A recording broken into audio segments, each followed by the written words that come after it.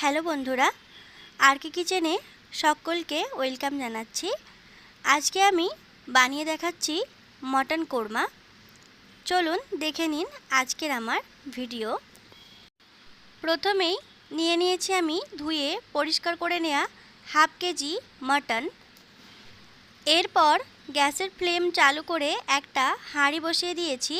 তার মধ্যে দিয়ে দিলাম বেশ খানিকটা পরিমাণ সরষের তেল।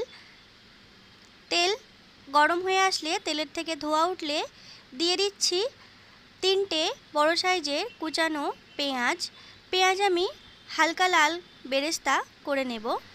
হালকা লাল করে বেরেস্তা করে নিয়েছি, এখন উঠিয়ে নিচ্ছি। উঠিয়ে নেওয়ার পরে এটা আরও একটু গাঢ় রং চলে আসবে। এখন আমি একটা পাত্রের মধ্যে নিয়েছি নারকেল কোড়ানো, কাজু বাদাম আর কাঠবাদাম জল দিয়ে ভিজিয়ে নেব। তারপর এটা মিক্সচারে পেস্ট বানিয়ে নেব।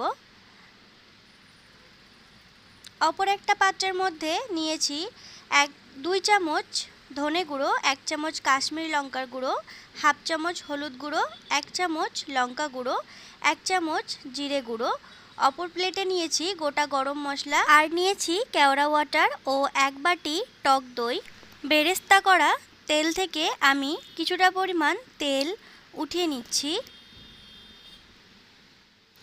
এরপর গ্যাসের ফ্লেম চালু করে তেলটা গরম করে নিয়েছি। তার মধ্যে দিয়ে দিলাম গোটা গরম মশলা। 1 সেকেন্ড ভেজে নিচ্ছি। 1 সেকেন্ড ভেজে নেওয়ার পর তেলের মধ্যে দিয়ে দিচ্ছি মাটনগুলো তেলের মধ্যে দিয়ে হাই ফ্লেমে 5 মিনিট ভেজে নেব। এইভাবে তেলের মধ্যে মাটনগুলো প্রথমে ভেজে নিলে মাটনের যে গন্ধ থাকে সেটা চলে যায়। ভেজে নেওয়ার পর ঢাকা দিয়ে হাই ফ্লেমে 5 মিনিট আরও আমি রেখে দিচ্ছি। 5 মিনিট পর এখন দিয়ে দিচ্ছি 2 চা চামচ আদা রসুন বাটা। আবারও খুব ভালো করে আদা রসুনটা ভেজে নেব যতক্ষণ না আদা রসুনের কাঁচা গন্ধ চলে যাচ্ছে। আর রান্না অবশ্যই আমি হাই ফ্লেমে করছি। আদা রসুনের কাঁচা গন্ধ চলে যাওয়ার পর যে মশলাগুলো আমি প্লেটের মধ্যে রেখেছিলাম সেগুলো দিয়ে দিলাম। এখন গ্যাসের ফ্লেম মিডিয়ামে করে দিয়েছি।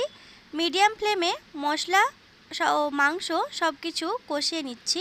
5 মিনিট মিডিয়াম ফ্লেমে মাংস ও মশলা কষিয়ে নেওয়ার পর দিয়ে দিলাম স্বাদ মতো লবণ, টক দই দিয়ে মিশিয়ে নিচ্ছি। আবারও 2 মিনিট কষিয়ে নিচ্ছি মিডিয়াম ফ্লেমে। 2 মিনিট পর দিয়ে দিচ্ছি কাজু, কাঠবাদাম ও নারকেলের পেস্ট। আমি মিক্সচার জার ধুয়ে সামান্য একটু জল দিয়ে দিলাম। দিয়ে দিচ্ছি বেরেস্তা করে রাখা পেঁয়াজগুলো দেওয়ার আগে হাত দিয়ে একটু এরকম মলচে নিচ্ছি।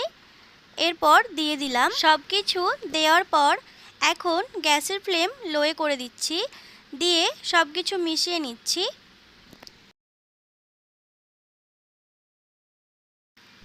এখন দিয়ে দিচ্ছি 1.5 গ্লাস জল। আপনারা জল বাড়িয়ে কমিয়ে নিতে পারেন। আপনারা চাইলে হাঁড়ির বদলে প্রেসার কুকারেও মাংস গলিয়ে নিতে পারেন। জল দেওয়ার পর আমি ততক্ষণ রান্না করব যতক্ষণ না মাংসটা সেদ্ধ হয়ে আসছে। দিয়ে দিচ্ছি সামান্য একটু কুচানো ধনেপাতা। এখন ঢাকনা বন্ধ করে রান্না করে নেব হাই ফ্লেমে। সবশেষে দিয়ে দিচ্ছি 1 চা চামচ গরম মশলার গুঁড়ো, সামান্য কুচানো ধনেপাতা, 2 থেকে 3 ফোঁটা কেওড়া ওয়াটার দিয়ে মিশিয়ে নিচ্ছি আর গ্যাসের ফ্লেম বন্ধ করে দিচ্ছি।